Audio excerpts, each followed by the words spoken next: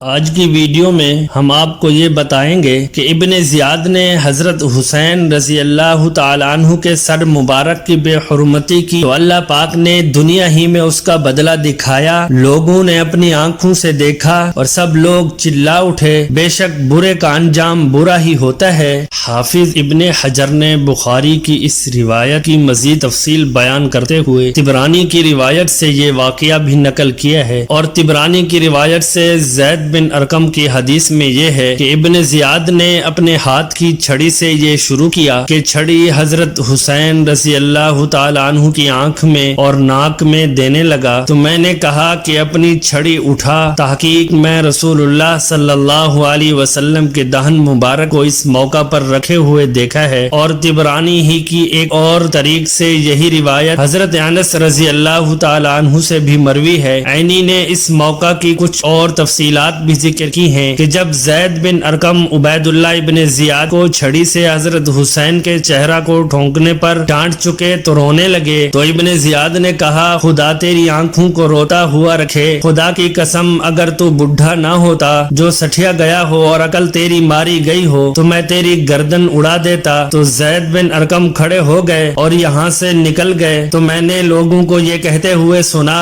وہ کہہ رہے تھے کہ واللہ زید بن ارقم نے ایک ایسا کلمہ کہا ہے کہ اگر ابن زیاد اسے سن لیتا تو انہیں ضرور قتل کر دیتا۔ تو میں نے کہا کیا کلمہ ہے؟ تو کہا کہ زید بن ارقم جب ہم پر گزرے تو کہہ رہے تھے کہ اے گروہ عرب، آج کے بعد سمجھ لو کہ تم غلام بن گئے، تم نے ابن فاطمہ کو تو قتل کر دیا اور سردار بنا لیا ابن مرجانہ یعنی ابن زیاد کو، جو تم میں سے بہترین لوگوں کو تو قتل کر دے گا اور بدترین لوگوں کو پناہ دے گا۔ جس پر علامہ عینی زید بن ارقم انصاری رضی اللہ تعالی عنہ کی مدح کرتے ہوئے فرماتے ہیں، میں کہتا ہوں کہ خدا بھلا کرے زید بن ارقم انصاری کا، جو اکابر صحابہ میں سے ہیں، جنہوں نے نبی کریم صلی اللہ علیہ وسلم کے ساتھ 17 جہاد کیے اور جنگ صفین میں حضرت علی کے ساتھ رہے اور خاص صحابہ میں سے تھے اور کوفہ میں وفات پائی۔ یہ جلیل القدر اور مناقب صحابی اور ابن زیاد کی زبان پر ان کی یہ قدر و منزلت کہ بڈھے تو سٹھیا گیا ہے اور تیری عقل ماری گئی ہے، مگر اس بد باطن نے اگر حضرت حسین رضی اللہ تعالی عنہ کی آنکھ ناک کو اپنی چھڑی سے کوریدا تھا تو آخر کار اس کا بد انجام یہ ہوا کہ اللہ تعالی نے فاسق ظالم عبید اللہ ابن زیاد کو بدلہ یہ دیا کہ اس کا قتل ابراہیم کے ہاتھ سے سن 66 ہجری کو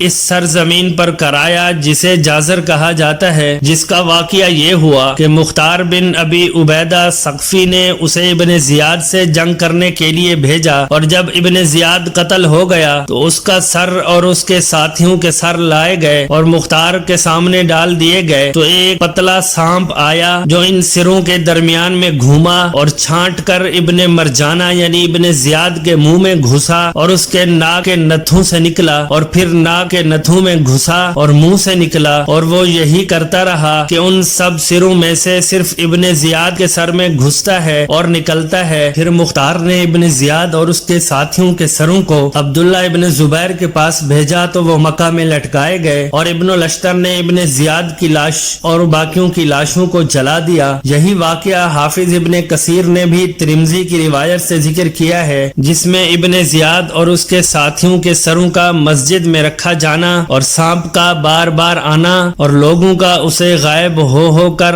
آتے دیکھ کر چلانا کہ وہ آیا اور اس کا سارے سروں میں سے صرف ابن زیاد ہی کے سر کو منتخب کر کے اس کے نتھوں میں گھسنا اور منہ سے نکلنا، منہ میں گھسنا اور نتھوں سے نکلنا، اور 2 یا 3 بار ایسا ہی ہونا بالتفصیل نقل کیا ہے، جو البدایہ والنہایہ کے صفحہ 151 پر مذکور ہے۔ در حقیقت اگر اس نے حسین کے سر کی بے حرمتی اپنی چھڑی سے کی تو خدا نے اس کے سر کی بے حرمتی اس جانور کے ذریعہ کرائی جو بنص حدیث قبروں میں معذبین پر مسلط کیا جاتا ہے۔ بندوں کی بے حرمتی سے خدا کا کسی کی بے حرمتی فرمانا کہیں زیادہ اشد ہے۔